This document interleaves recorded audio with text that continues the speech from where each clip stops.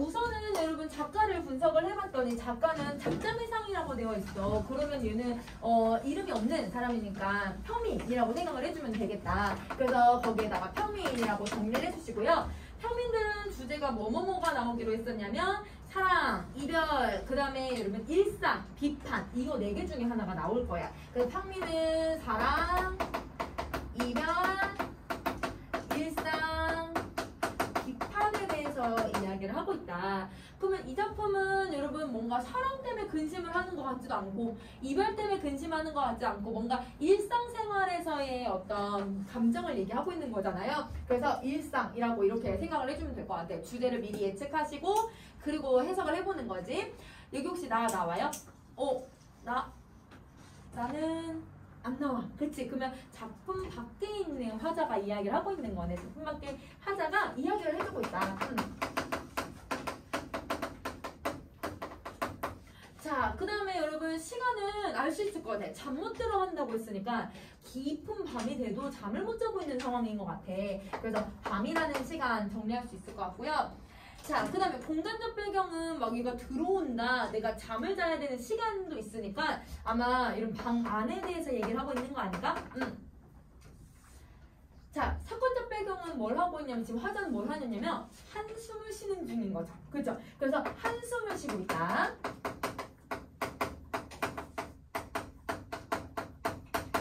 그러면 이 한숨을 쉬고 있을 때 화자의 감정을 한번 생각을 해보면 화자의 정서는 뭔가 고통스럽겠다. 뭔가 내가 이런 근심이 해소가 되지 않으니까 고통스럽고 그리고 뭔가 답답한 마음도 가지고 있겠죠.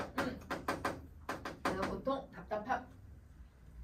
그러면 이 글의 주제는 이렇게 볼 수 있네요. 그냥 이제 서민들이 살아가는 삶의 애환에 대해서 이야기를 하고 있는 것 같아. 그러면 이 글의 주제는 삶의 애환. 근데 이 애환을 극복하거나 아니면 이런 것들이 없어요. 그쵸? 그래서 삶의 애환을 드러내고 있다. 자, 그럼 이렇게 정리하시고, 그러면 이제 표현법을 가보는데, 여러분 표현법은 어떤 애를 조금 정리 한번 해볼 거냐면요. 여러분 요거를 한번 정리를 해봅시다.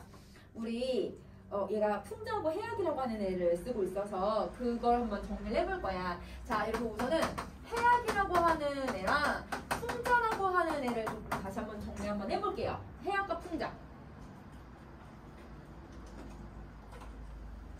자, 이 해악과 풍자는요, 어떤 아름다움에서 만들어지는 표현인데, 어떤 아름다움이냐면, 골개미라고 하는 아름다움에서 여러분 해악과 풍자가 만들어져요. 그럼 골개미라고 하는 게 뭐냐? 밑자가 들어갔으니까 아름다움이긴 한데, 어떤 대상하고 또 다른 대상, 혹은 대상하고 주체가 있다고 한다면, 그 두 대상 간의 구조화에서 나타나는 아름다움이다. 그러면 두 대상 간의 대상 간에서 나타나는 구조화의 기난 아름다움.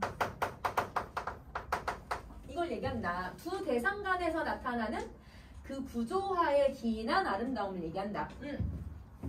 그러면 약간 이런 거가 해악 풍자는 아니지만 부조화라고 하는 게 약간 어떤 느낌이냐면 이렇게 생각하시면 돼요.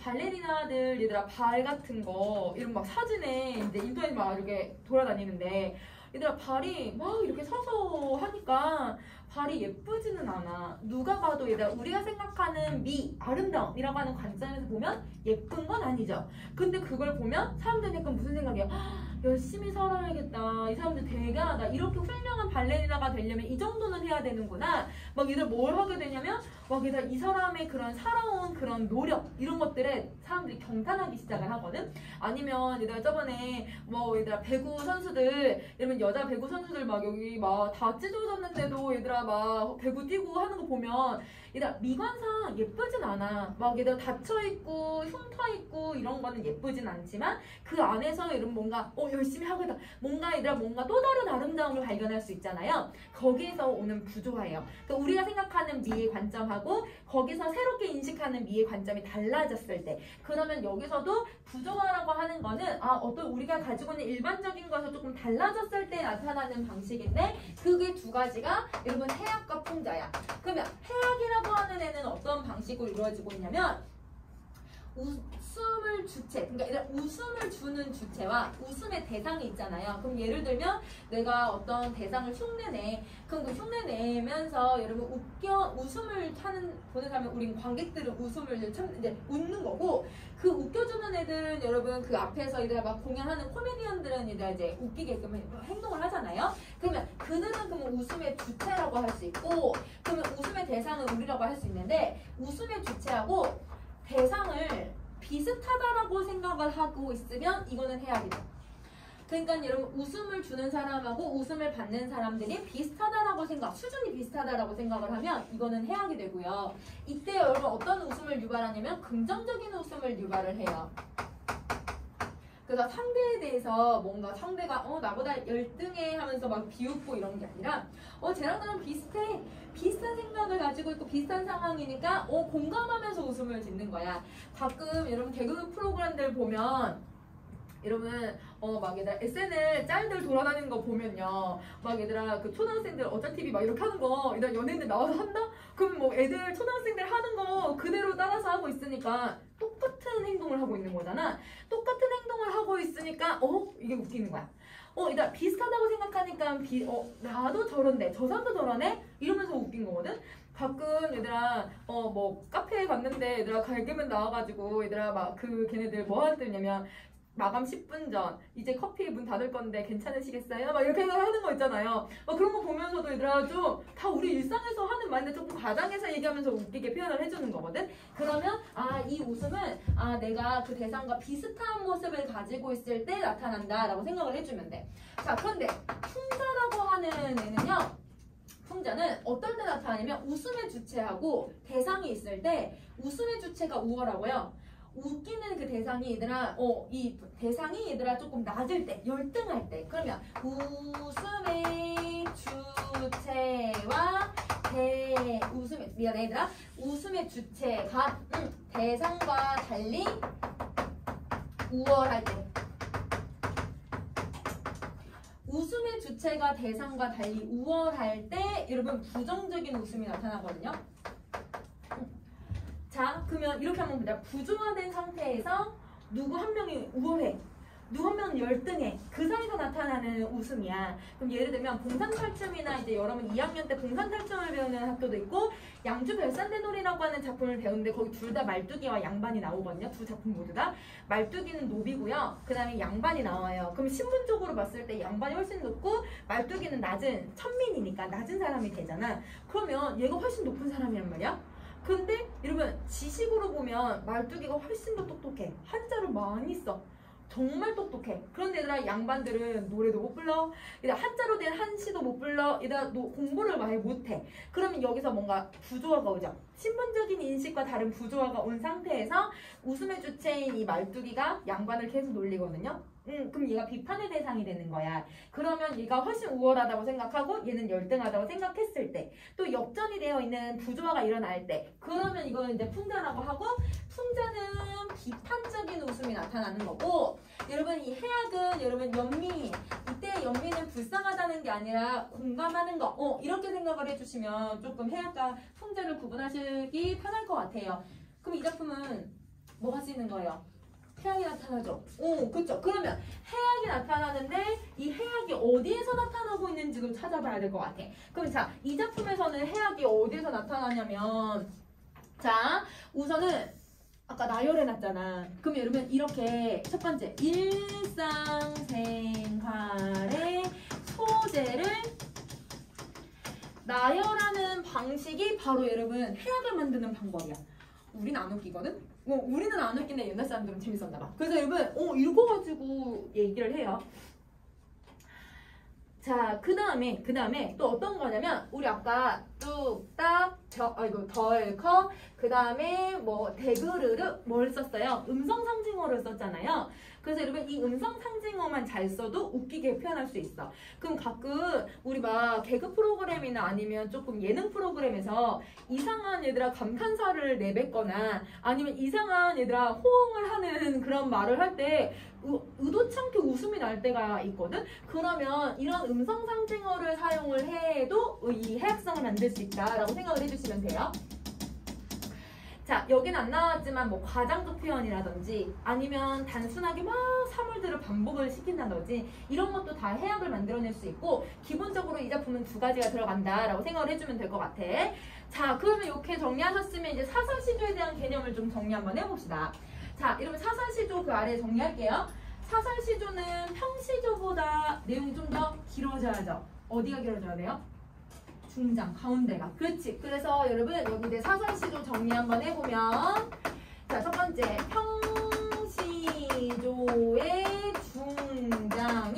평시조의 중장의 길이 확대. 평시조에 있는 중장의 길이가 확대가 되고 있을 때 이걸 사설시조라고 한다.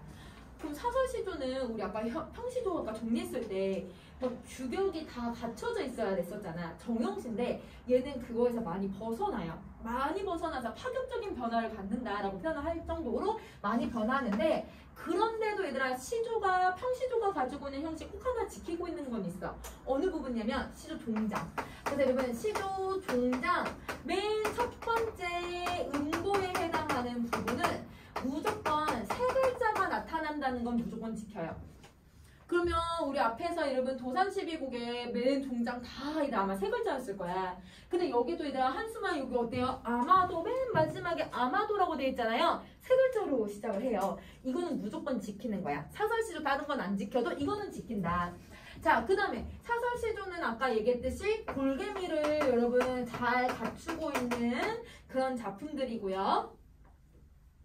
골개미를 잘 지키고 있고 자, 사설시조는 그러면 여러분 어떤 모습으로 많이 쓰냐면 평민들이 많이 쓰고 있기 때문에 아까 평민들이 쓴 주제들이 있었지. 사랑, 이별, 일상, 비판 이게 잘 드러난다 라고 생각해주면 될 것 같아.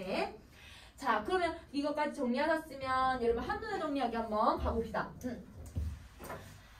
자, 지금 여기서 우리 한숨을 지금 화자가 여러분 뭐라고 했냐면 한숨을 이렇게 내쉬어요. 한숨은 눈에 보이지 않으니까 이렇게 한번 표시를 한번 해볼게요. 한숨을 이렇게 쉬고 있는데 이 한숨은 선생님 눈에 안 보이는 애를 지금 바람처럼 표현해 놓기는 했지만 눈에 안 보이는 애잖아요. 그럼 쉽게 말하면 얘는 추상적인 애란 말이야. 그러면 추상적인 대상을 얘들 지금 뭐 하고 있는 거예요? 눈에 보이듯이 표현을 하고 있는 거잖아요. 그래서 추상적 대상의 구체화라고도 할 수 있고 이는 사람처럼 표현도 했었다? 그지? 그래서 추상적 대상의 의인화라고 해도 되고요. 아니면 추상적인 대상을 눈에 보이게끔 내가 표현할 수 있게끔 표현하니까 이거를 형상화라고 표현도 할 거야. 그래서 형상화. 그래서 눈에 안 보이는 그런 한숨의 특징을 이렇게 눈에 보이게끔 표현을 하고 있구나 라고 정리를 해주면 될 것 같아.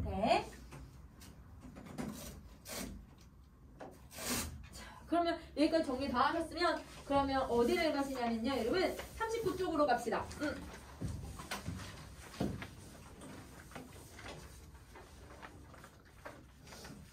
39쪽 갈게요.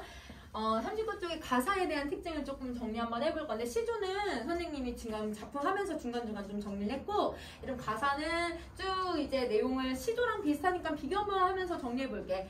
자, 여러분 작가층에 따라 다양한 주제가 존재해요. 이러면 시조보다 주제가 더 다양해요. 왜냐면 길이가 엄청 길어져서 그래요. 길이가 기니까 내가 얘기하고 싶은 게 더 다양해지는 거야.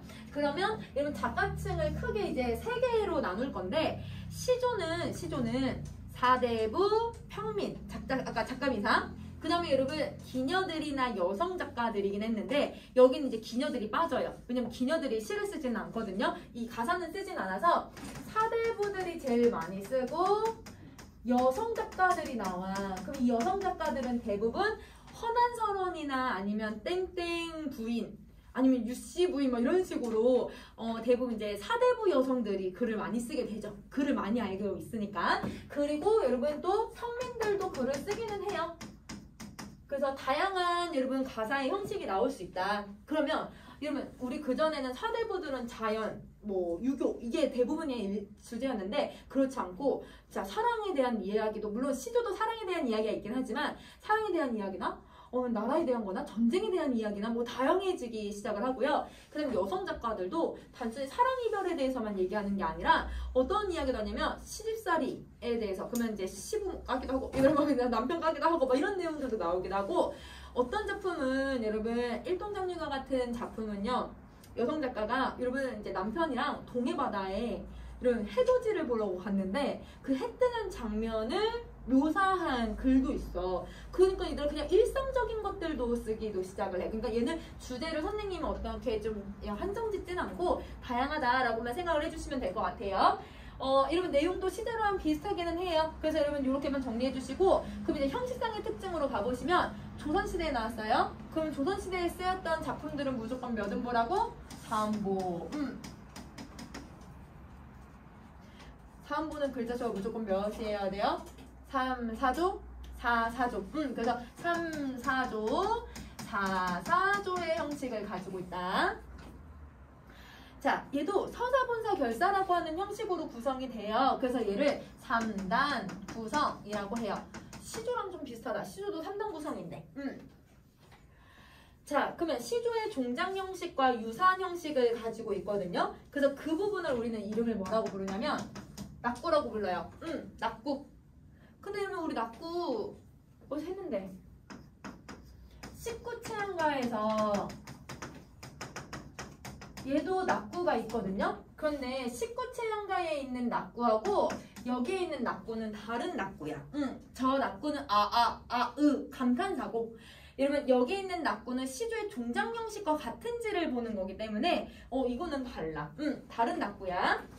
자, 시조의 종작 형식이 뭐였어요, 여러분? 우리 선생님 위에다가 쓸게요. 여러분 3글자, 5글자 이상 4글자 나오고 3글자나 4글자가 나오는 게 여러분 이게 낙구의 형식이잖아요. 시조 형식이잖아요. 이거가 지키고 있는지만 확인해주면 될 것 같아.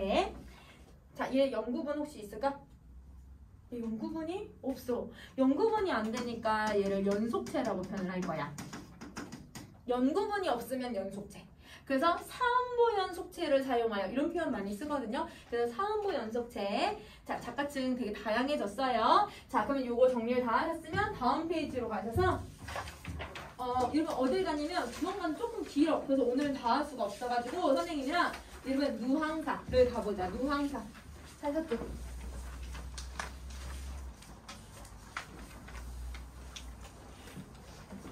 이거는 누항사를 해석을 하려면 누항사의 여러분 이 배경이나 아니면 작가에 대해서 조금 알아야 될 것 같기는 해요. 자, 여러분 작가를 봐주시면 박인도라고 하는 작가인데요. 이 작가는 여러분 임진왜란 때 여러분 그 선조 때 살았던 사람이야. 우선은 박일로라고 하는 사람은 박일로는 여러분 우리 선조 때 사람이고요.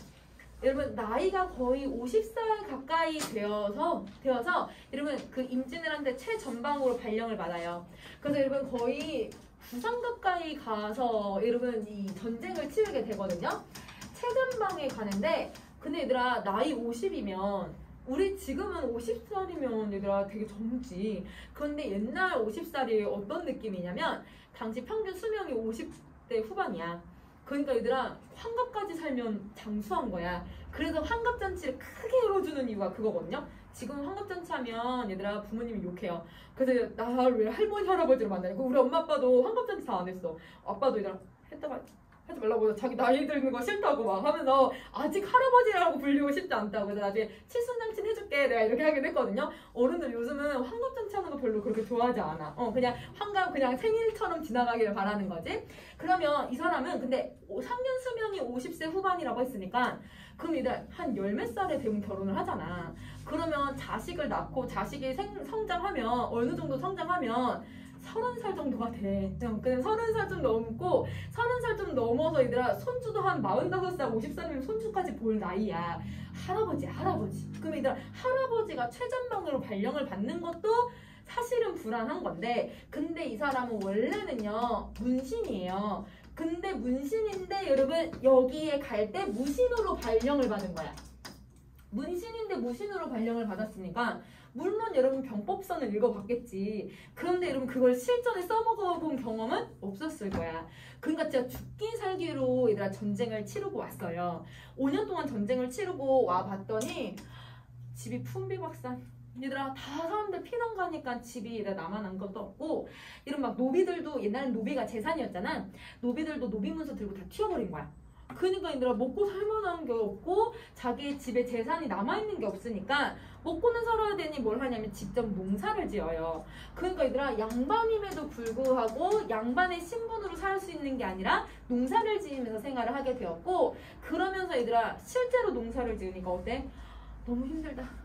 나 진짜 너무 힘들어서 고통스럽다 이런 얘기들을 솔직하게 이야기를 하기 시작을 해요. 그래서 이 작품의 배경은 약간 이런 느낌을 가지고 있고요. 이걸 가지고 선생님이랑 이렇게 45쪽의 내용을 좀 정리를 해볼 거야. 자, 45쪽에 거기 아래 보면 조선 전기 후기 가사라고 되어 있는 부분 혹시 있나요? 아랫부분에 45쪽에 거기다가 정리 좀 한번 해봅시다. 자, 여러분 조선 전기는요. 전기가사는 어떤 특징을 가지고 있냐면 전기가사도 그렇고 후기가사도 그래. 전기가사도 그렇고 전기 시조들도 그래요. 어떤 경향을 좀 보이고 있냐면 사대부들이 너무 추상적인 이야기만 해. 그러니까 뭔가 사실적으로 얘기하지 않고 추상적인 이야기를 대부분 해요. 자, 뭐 어떻게 추상적인 얘기를 하냐면 자기가 얘들아 지금 유배로 왔어. 그럼 나는 유배를 가면 유배 온 것도 억울한데 얘들아 임금님한테 와 임금님한테 좋은 말을 할 수 있을까? 이런 여기다 먹어라. 나 어떻게 나를 여기 보낼 수 있냐. 다른 간신들 나 여기 보낸 새끼들 너네 발 뻗고 이제 못 잘 거다. 저주를 퍼부어도 모자랄 판에 이 사람들은 뭐라고 하냐면 나 유배 왔는데 여기 자연 되게 괜찮다. 임금님 여기 보내줘서 감사해요. 이게 약간 맞는 말일까? 약간 뻥처럼 썼던 것 같아. 근데 나중에 자기가 복귀했을 때 후환을 안 만들려고 하는 의도도 있었을 거고 여러분 당시에 같이 가는 임금님을 깔 수는 없었기 때문에 그냥 자연을 즐기겠다 이런 이야기의 의도일 수도 있어. 그러면 여러분 사실은 이게 내 사실적인 내용이 아니라 그냥 추상적인 유교적인 관점에 대해서만 얘기를 하잖아. 그래서 관념적인 내용들만 들어가요. 이 자연이라는 이상 그 다음에 이런 유교라고 하는 어떤 가치관 이런 것들만 얘기를 하는 거지. 그런데 후기가사는 좀 달라져. 후기가사는 자기가 유배를 왔어. 그럼 얘들아 뭐 임금님 원망해. 임금님 원망하기 조금 약간 불안하다고 하면 얘가 자기를 보낸 간신들을 다 까. 너네는 뭘 잘해서 막 이러면서 막 얘기하기 시작을 하고 그 다음에 유배지 가서 진짜 유배지를 가면 정말 고생을 많이 했대요. 왜냐면 옷을 한 벌로 생활을 하는 거야. 그러니까 얘들아 거기 뭐라고 표현되냐면 내가 옷을 지금 한 달째 입고 있는데 이 하얀색 속옷이 누런색이 됐대. 땀에 쩔어가지고. 그리고 여러분 그 속옷을 입고 있는데 얘들아 그 위에 막 이하고 벌레들이 기어다닌대. 왜냐면 못 씻으니까. 그러니까 얘들아 이게 사실적인 거잖아. 그러면 사실적인 내용을 다루고 그 다음에 아주 구체적으로 묘사를 해주는 거죠. 그러면 내용이 조금 달라지는 거죠. 똑같은 유배에 대해서도 다르게 태도를 보여주는 거야. 그러면 이거를 변화가 일어난 거잖아요. 이 변화의 기점이 누구냐면 이 무항사라는 작품 때문이에요. 그래서 여러분 이거의 기점이 누구냐면 무항사가 그런 기점을 만들어내고 있다라고 생각을 해주면 될 것 같아. 그럼 무항사는 무슨 역할을 하는 거야? 교량, 여러분 그러니까 다리 역할을 하는 거지. 그러면 교량의 역할을 하는 애들은 어떤 특성을 가지고 있냐면 의의가 있기는 하지만 기존의 방식도 따르고 그 다음에 새로 나온 방식도 따르고 있는 거거든. 그러면 얘는 두 가지 경향이 다 있어야 돼. 자연이나 유교에 대해서 추상적이고 관념적인 내용도 나타나야 되고 그 다음에 이런 자기가 아까 우리가 농사 짓는 거에 대한 사실적인 내용도 들어가 있어야 해요. 그러니까 이거는 두 가지 경향이 어디에서 드러나고 있는지 한번 찾아볼게요. 자, 그러면 작품 해석을 해봅시다. 44쪽. 자, 44쪽 1번. 어리고 얘들 어리고는 여러분 우리 1학년 때 세종어제 때 했어 얘들아. 어리석다 그치? 어리석고 어려운 한자 나왔다. 한자 안 나오면 여러분 빼고 해석하셔도 돼요. 자, 어리석고 어리석은 나 위에 더한 사람은 없다. 나보다 어리석은 사람은 더는 없다. 이렇게 얘기를 해. 그러면 자기가 어리석다라고 얘기하고 있네. 그럼 우월하다는 게 무슨 뜻이냐면 세상 물정 모른다는 뜻이거든요. 근데 굳이 세상 물정 모른다라는 말을 알 필요는 없을 것 같아. 근데 선생님은 여기다 쓸게 얘들아. 그래서 세상 물정 모른다. 이러면 세상 물정이라는 게 뭔가 세상이 돌아가는 어떤 정세 아니면 경제, 정치, 사회 이런 것이 아니라 세상 물정이라는 건 우리가 일상을 살아가는 어떤 기본적인 소양을 얘기를 해요. 그래서 여러분 간혹 막 연예인들이 뭐 그렇게 얘기를 해. 자기가 너무 어렸을 때 데뷔를 해서 은행 업무를 거의 20대 후반에 처음으로 봐봤다. 그래서 여러분 그 김소연 펜트하우스에 나오는 김소연이 15살인가 데뷔를 했거든요. 아주 어렸을 때부터. 그래서 여러분 그 중학생이었는데 성인 연기를 했었어.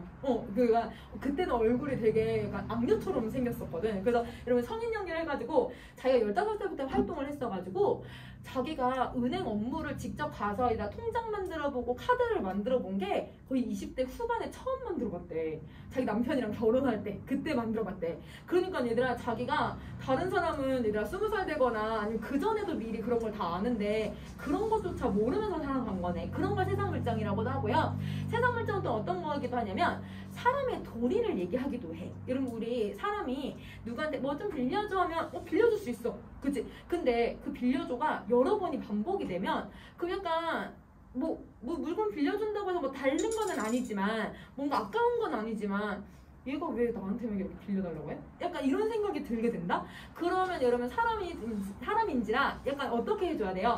이 사람한테 뭔가 계속 뭔가 빌릴 때 말이라도 내가 지금 빌리는데 다음에는 꼭 내 거 준비하면 네가 내 거 좀 써보면 어때? 뭐 이렇게라도 하던지 아니면 내가 항상 너한테 빌렸어서 너무 미안해 하면서 사탕이라도 하나 주던지 그러면 사람 마음이 달라진다? 그러니까 이런 기본적인 도리들을 세상 물정이라고 해요. 이 사람은 세상 물정 모르죠? 왜? 양반으로 살아왔으니까. 다 누군가가 해줬을 테니까. 그런데 여러분 이게 아까 임진왜란 끝나고 집으로 돌아가보니 아무것도 남아있는 게 없잖아요. 자기 할 수 있는 게 아무것도 없는 거야. 그래서 자기를 세상 물정 모른다라고 표현을 하는 거죠. 자, 기륭하복. 얘들아 좋은 일, 흉, 나쁜 일, 화라는 건 얘들아 복이 나가는 거, 복이 나가는 거. 복은 얘들아 우리 복이 들어오는 거. 이런 것들은 하늘에 붙여두고 하늘에 붙여둔다는 거 하늘에 맡겨두고 라는 뜻이거든. 그러면 여러분 하늘이 내 기륭화복을 다 정한다고 생각을 하는 거네. 운명이 정해져 있다고 생각을 해요. 이걸 무슨 세계관이라고 해요? 운명론적 세계관이라고 해요. 여러분 고전 시가에서는 운명론적 세계관에 대해서 많이 물어봐요. 그래서 여러분 작년 고3 모의고사에서도 이런 뭐가 나냐면 하늘에 맡겨두고 뭐 이런 식으로 선택지가 나오기도 하고 운명이 정해져 있다고 바라보는 뭐 이런 식으로 찾게 만들어. 그러면 운명론적 세계관이라는 건 어떤 저런 것들을 하늘에 맡긴다 아니면 내게 주어진 운명이 정해져 있다 이런 인식이 있으면 그걸 찾아주면 돼요. 자, 그 다음에 누항. 여러분 누항이 이름 혹시 단표누항 우리 단어 암기했던 거 혹시 기억나요? 단표누항. 이러면 단표누항이 무슨 뜻이었냐면 표주박에 물을 먹고 그 다음에 여러분 소쿠리에 있는 밥을 먹는 소박한 삶을 얘기하는 거였거든. 그러면 여러분 그때 그 누항이야. 그럼 이 누항이 무슨 뜻이냐면 제목이랑 연결이 되는 거니까 이 누항은 가난하지만 소박하게 살아가는 거, 자연에서 살아가는 거. 그래서 가난하지만 자연에서 소박하게 살아가는 걸 누항이라고 표현을 해요. 그러면 여러분 이 작품은 단순히 가난하다라고 하는 사실만 얘기하려고 하는 작품은 아닌 것 같아. 그러면 여러분 여기서 뭔가 자연에 대해서도 얘기하려고 하지 않을까? 라고 하는 걸 엿볼 수 있는 거죠. 자, 그리고 그 깊은 곳에 초가집을 지어둔대. 그러면 이 초가집은 진짜 가난하니까 초가집을 지은 거잖아. 초가집을 지어두고 풍조우석 썩은 집에 섭이 되어서 그럼 여러분 풍조우석이라는 건 한자 여러분 해석하실 수 있을 것 같아요. 풍, 바람이 언제? 아침에는 바람이 불고 그 다음에 우, 비우자, 석, 저녁 석자야. 그럼 저녁에는 비가 온대. 날씨가 오락가락 하고 있는 거지. 날씨가 오락가락 하는 도중에 지푸라기는 썩어가고 있대요. 그러니까 얘들아 지푸라기조차 내가 보관을 제대로 못해서 썩어가고 있어서 얘는 땔감으로 쓰고 있다라는 뜻이야. 그러면 썩은 집은 내가 이것조차 관리를 제대로 못하는 나의 어리석고 가난한 그런 삶을 보여주고 있는 거니까 동그란 표시를 할게. 자, 서밥 3번은 밥을 먹어. 잡포죽 5번은 죽을 먹어. 그럼 얘들아 밥보다 죽을 더 많이 먹네요. 그럼 끼니를 제때제때 이어갈 수 있는 거예요? 끼니를 제때 이어갈 수가 없어. 그러면 사오밥 잡곡죽도 화자가 되게 가난하게 살고 있다는 걸 보여주고 있다. 자, 이게 연기만 하도 할사, 연기만 많아져 간다. 그럼 얘들아 제때제때 밥을 제대로 못 챙겨 먹으니까 우리 이제 옛날에 이렇게 아궁이가 이렇게 있잖아요, 여러분. 그 여기다 땔감 이렇게 넣어가지고 아궁이 이렇게 떼잖아. 그럼 여기에 이제 옛날 우리 그 삼시세끼처럼 계속 불을 이렇게 지피지, 밥 먹을 때마다 지피는 게 아니라 불을 항상 켜둬야 돼. 그래서 여러분 그 옛날에 그 사극 같은 데서 보거나 아니면 옛날 이제 책 같은 거서 선생님 보면요, 거기 나오는 시어머니 시할머니들이 뭐라고 하냐면 며느리한테 이 불을 꺼트리면, 여러분 이게 약간 그 당시 이제 집에도 신이 있다고 생각을 했거든. 성주신이라고 하는 신이 있는데 그 성주신을 노하게 한다라고 해가지고 집안 망하게 한다라고 약간 미신을 믿었던 거야. 그러니까 여자들이 이 집을, 이 불을 절대 꺼트리면 안 돼. 계속 땔감을 넣어줘야 되거든. 그러니까 여기 그러면 이게 계속 활활 타잖아요. 그러니까 여기다 물을 조금씩 항상 넣어주는 거야. 근데 얘들아 얘는 밥을 못 해 먹으니까 계속 물만 끓이겠지. 그러니까 계속 뭐만 나오는 거야? 연기만 많아진다. 그러니까 밥을 못 먹으니까 이렇게 아궁이가 떼어지면서 연기만 많아진다. 이렇게 얘기를 하고 있는 거예요. 자, 그 다음 덜 데운, 설이라는 건 덜 익은이란 뜻이야. 덜 데운 숭냉, 숭늉이에요. 숭늉. 덜 데인 숭늉에 빈배를 속일 뿐이다. 얘들아 혹시 그 옛날 여러분 그 이제 할아버지들 아니면 얘네 한 50대, 60대, 50년대, 60년대, 70년대에 살았던 분들 학교에 갈 때 급식을 한 게 아니었으니까 도시락을 싸갖고 갔잖아. 먹고 살기 힘드니까 얘들아 도시락을 못 싸가가지고 수돗물 틀어서 물 먹고 막 이렇게 했다라고 하는 얘기 아마 TV에서 보거나 이렇게 했을 거야. 이러면 이 사람도 배가 너무 고픈데 배를 조금 채워보려고 숭늉만 마시는 거야. 그러면 이 숭늉도 이 사람이 가난한 삶을 살고 있다는 걸 보여주고 있는 소재가 되는 거네요. 자, 선생님이 동그라미 표시한 애들은 모두 다 이 사람이 가난한 삶을 살고 있다는 걸 보여주고 있는 거야. 가난한 삶.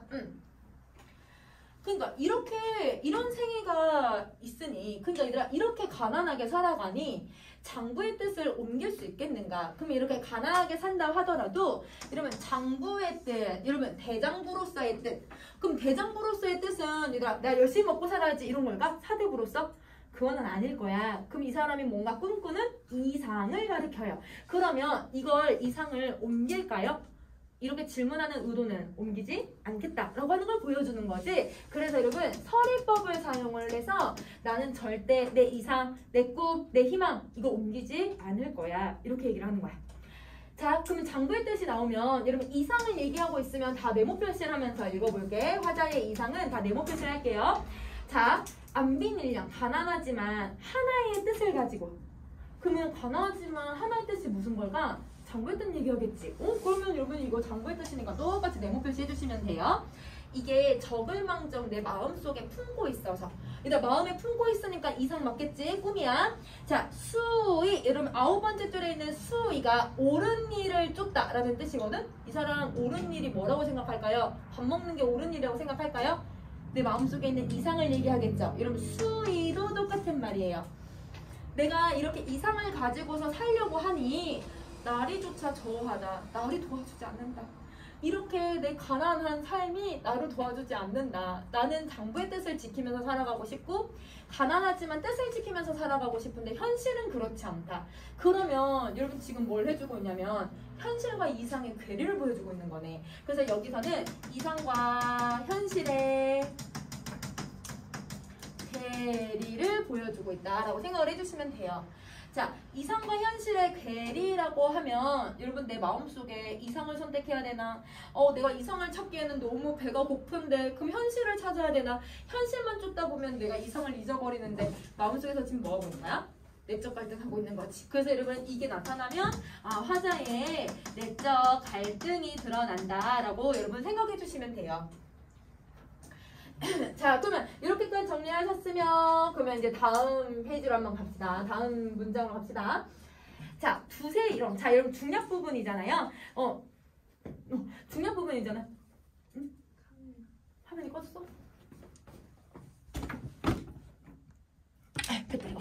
자, 이러면 아니야 20%면 할 수 있을 것 같아. 자, 이러면 보시나 여기서 우리 중략 부분의 내용이 뭐냐면 내가 이렇게 먹고 살기 힘들어. 근데 이상은 이렇게 있었어. 그 농사를 열심히 그래 지어봐야지라고 했는데 소도 없고 노비도 없어서 자기가 농사를 지으려고 소주인에게 소를 빌리러 갔는데 소주인은 평민이거든요. 평민들이 훨씬 돈이 더 많은 거야. 평민들한테 빌리러 갔는데 평민들이 까요. 안 빌려준다고. 왜 안 빌려준다고 하냐면 이 사람은 여러분 빌리러 가면서 매년마다 그냥 빌렸던 거야. 그러니까 얘들아 빌려준 사람을 탓할 수는 없어. 왜냐면 얘들 사람의 인정상 매년 뭔가를 빌려주는데 그것도 얘들아 소다? 이러면 우리 소는 당시에 자식보다 귀한 애들이었어. 자식 같은 애였단 말이야. 소를 그냥 빌려주는데 말이라도 내가 식사 대접이라도 할게요. 아니면 소를 빌리면 내가 뭐라도 대접 한번 해줄게요. 뭐라도 뭐 들고 가거나 그런 게 없어. 그래서 결국은 얘들아 시기를 놓쳐서 농사를 못 지어요. 농사를 못 지으니까 그러면 이 사람이 뭘 하냐면 농사를 포기해버리거든? 그게 이제 이 부분이야. 이제 10번째 줄 보자. 두세 일엉이 되는 밭과 논을 조그만 밭과 논을 다 묵혀서 던져두고 농사 포기해버리고 그러면 이제 현실에 얘들아 그냥 진 거야. 농사를 포기해버리고 있으면 죽을 먹고 없으면 내가 굶을 망정. 그럼 얘들아 이제는 3번은 밥을 먹고 5번은 죽 먹는 게 아니라 있으면 죽 먹고 없으면 차라리 굶겠다. 그러면 얘들아 내가 현실보다 내가 이상을 선택을 해봐야겠다라고 생각을 하는 거죠. 남의 집 남의 것을 전혀 부러워하지 않겠다. 그러면 여러분 이 사람은 그래도 이렇게 가난해도 여러분 농사를 포기해도 여러분 도덕적인 관점은 지켜. 그래서 여러분 어떤 도덕적인 가치관을 제시를 하고 있는데요. 이거는 남의 걸 부러워하지 않는다는 건 욕심이 없다라는 뜻이잖아요. 그래서 여러분 욕심 없다라는 걸 고전시가에선 대부분 무심이라고 표현을 해. 없을 무자의 마음 심자. 그래서 여러분 무심이 욕심이 없다라는 뜻이에요. 그럼 욕심 없이 살아가려고 하는 모습을 보여주고 있다. 자, 13번째. 내 빈정 가난함을 슬프게 여겨서 손을 핸다고 물러가면 그럼 이 말은 뭐냐면 손을 핸다는 게 오지마 이렇게 한다고 해서 가난한 게 나한테 안 올까? 오려면 오겠지. 안 오려면 안 올 거고. 그치? 그 다음에 남의 부귀를 부러워 여겨서 손을 치다. 이렇게 빨리 와 이렇게 한다고 부귀가 올까?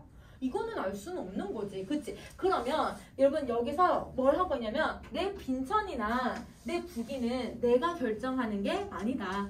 정해져 있는 거다. 이렇게 생각을 하는 거예요. 무슨 표현법을 쓰고 있냐면 형식 거의 비슷하지 않아요? 나의, 남의, 빈천부귀, 슬리, 분리, 여겨 손을 해다치다, 물러가며 나오랴. 형식 비슷해. 그래서 대구법을 사용을 하고 이렇게 표현법 3개 더 찾으세요. 빈천, 부귀, 해다치다 반대말 들어가 있지.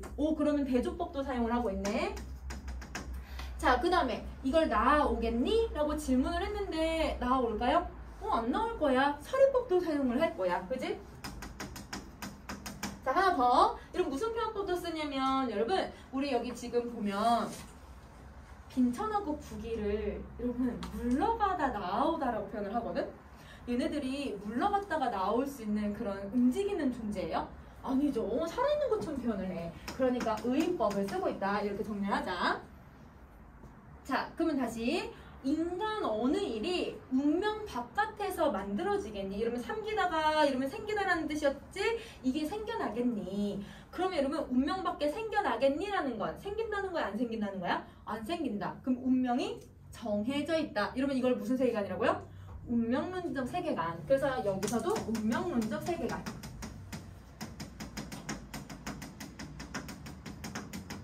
운명론적 세계관을 가지고 있다. 자, 16번째. 가난하다. 이제 죽으면. 가난하다고 해서 이제 바로 죽을까? 가난해도 살아갈 수 있어. 자, 가음여다. 가음여다가 아니라 가음이라는 뜻이었거든요. 가음이 무슨 뜻이었냐면 열매를 맺다. 그러니까 좀 부유해지다 라는 뜻이거든. 부유하다고 해서 100년을 살까요? 그것도 아니에요. 돈이 많으면 일찍 죽을 수도 있어. 그러니까 여러분 이거는 돈이 많고 돈이 없는 건 정해져 있는 게 아니다. 내 인생과 결정되어 있는 게 아니다. 그러니까 나는 주어진 대로 살겠다라고 하는 모습을 보여주는 거지. 원원이는 몇 날을 살고 석순이는 몇 해를 살았을까? 자, 원원이가 누구냐면요. 구런이라고 하는 사람이에요. 이러면 구런이라고 하는 사람이고 석순이도 한번 정리를 해볼 건데 뭘 하고 있는 거냐면 둘 다 고사를 인용해주고 있는 부분이에요. 자, 여러분 원원이는 누구냐면요.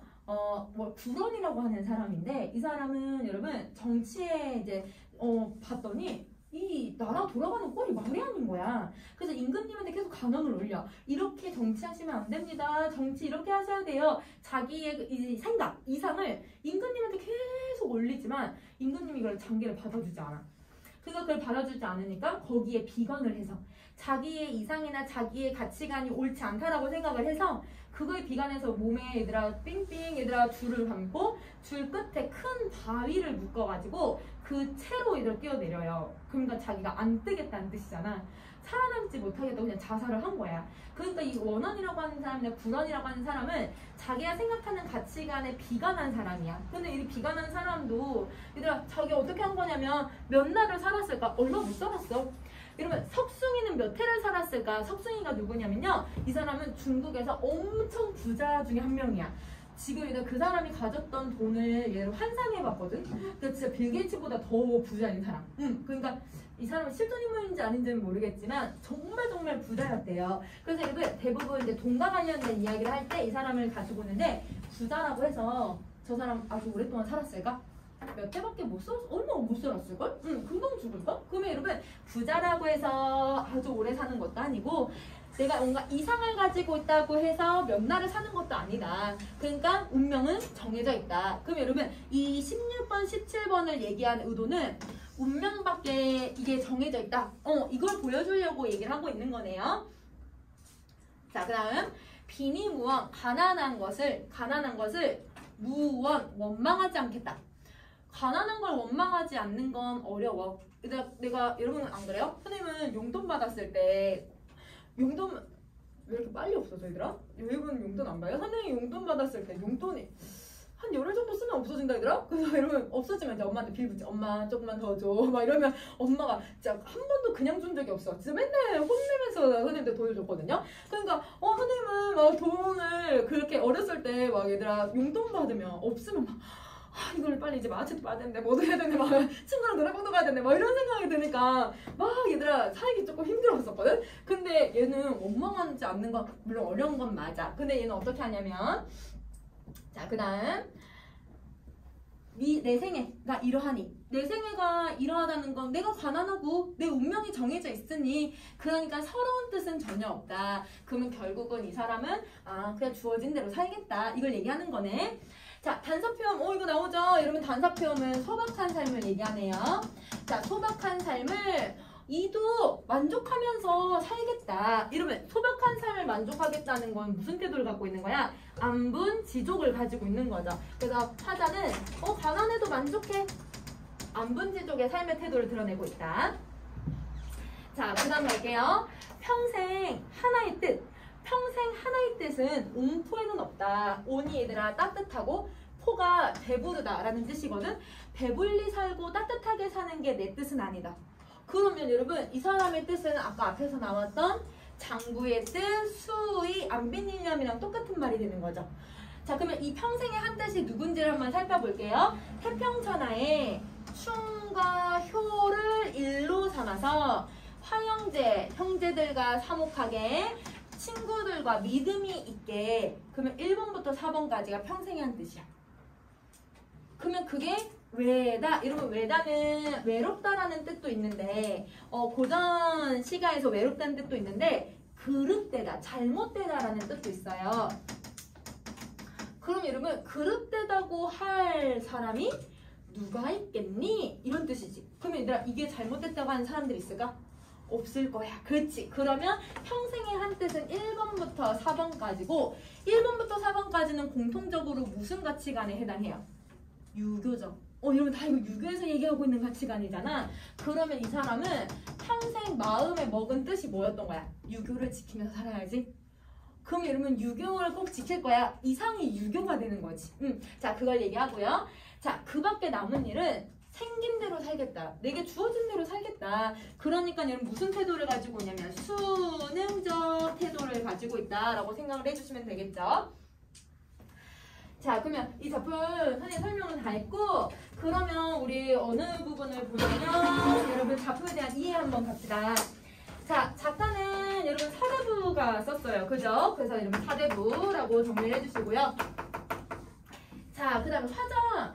나는 있어요. 여러분 어디 있었냐면 첫 번째 줄에 나보다 더한 사람 없다. 이렇게 얘기했으니까 여러분 나라고 하는 1인칭 화자 사용해요.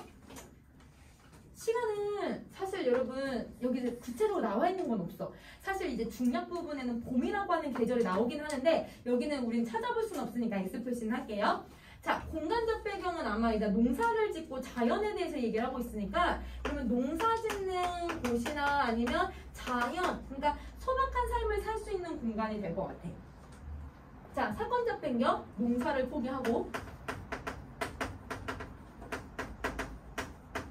뭘 선택했냐면 이상을 선택했죠. 이거 현실을 버리고 이상을 선택했어. 그러면 우선은 농사를 포기하기 이전에는 어떤 삶을 사냐면 나 너무 가난해, 나 너무 힘들어 이러니까 나의 고통을 좀 얘기를 하고 한탄을 좀 얘기를 했다면 근데 얘들아 이상을 선택하면서 나 자연에서 살 거야. 자연 친화. 가난해도 괜찮아. 안 분지죠. 그 다음에 여러분 나 가난을 원망하지 않아. 비니무원. 나는 저걸 꼭 지키면서 평생 한 뜻을 지키면서 살아야지. 의지. 이렇게 정리해 주시면 될 것 같아요.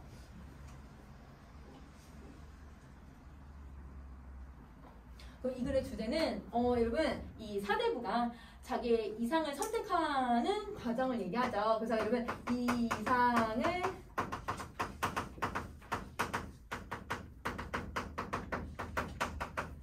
삶이 곧에서 이상을 선택하려고 하는 의지라고 보여주면 될 것 같아.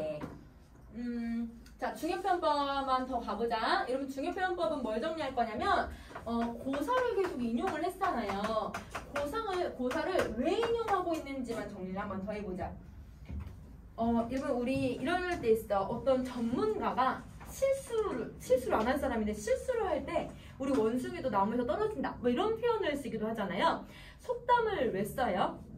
좀 더 효과적으로 표현하려고. 그럼 그 효과적인 게 뭔지 한번 생각을 해볼 건데 예를 들면 이렇게 고사에는 이런 식으로 쓰는 거야. 내가 밥을 되게 많이 먹는다 라고 하면 뭐 밥을 먹어봤자 얼마나 많이 먹겠어 라고 하는데 강호동만큼 먹는다 라고 하면 여러분 혹시 그거 보셨어요? 신서유기 멤버들이 얘들아 캠핑을 간 게 있었는데 거기서 강호동이 얘들아 18끼를 먹었는데도 저 밤이 되니까 출출하지 않니? 막 이렇게 얘기를 해. 진짜 하루 종일 몇 시간, 10시간 넘게를 먹었거든요. 근데 출출하지 않니? 라면 2개 더 끓일까? 막 이렇게 얘기를 하는 거야. 그러면 만약에 그걸 같이 본 사람한테 나는 강호동처럼 먹어 라고 하면 진짜 그거 믿을 수 있겠지. 어느 정도 먹는지가 가늠이 되죠. 그러면 고사를 인용을 했을 때 타자가 처한 상황이나 태도나 정서를 좀 더 정확하게 구체적으로 묘사를 할 수 있는 거야. 그러면 첫 번째 고사를 인용하는 이유는 화자의 태도,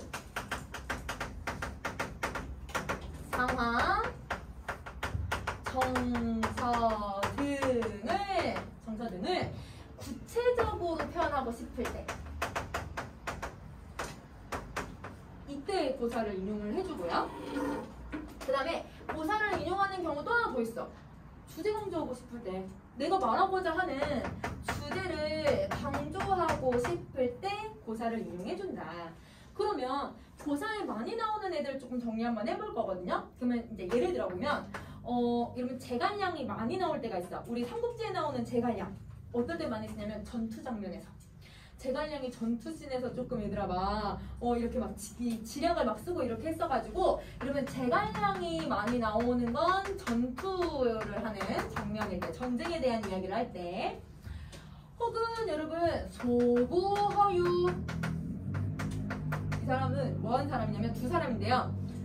내가 왕의 자리를 좀 줄까? 라고 했더니 뭐라고 하냐면 아니 싫다고 하면서 자기가 지금 막 이 왕의 자리를 줄까라는 말 들었잖아요. 그러니까 강물에다가 귀를 이렇게 씻어. 그러니까 듣기 싫다는 거야. 자기는 관직 같은 거 생각 없다. 그러니까 소부가 그렇게 하니까 허유라고 하는 사람이 여러분 저기는 소부가 귀 씻었던 데인데 아유 더러워 하면서 그냥 소한테 물도 안 먹이더래요. 그러면 그 말은 둘 다 관직이나 속세를 멀리 하려고 하는 청렴한 사람. 그래서 이 사람들은 여러분 속세를 멀리하고 청렴하게 살아가는 사람들의 대표 주자로 나오는 거야. 자, 그 다음에 대개 숙제. 두 사람은 형제인데요. 이제라고도 하는데 형제야. 얘네들은 한 왕이 얘들아 다른 왕을 몰아내고 왕이 됐어. 그러니까 어떻게 나는 두 임금을 섬길 수 없다. 나에게는 임금님이 그 왕 전에 왕밖에 없어 라고 하면서 충조를 표현할 때 이 사람을 예시를 들어.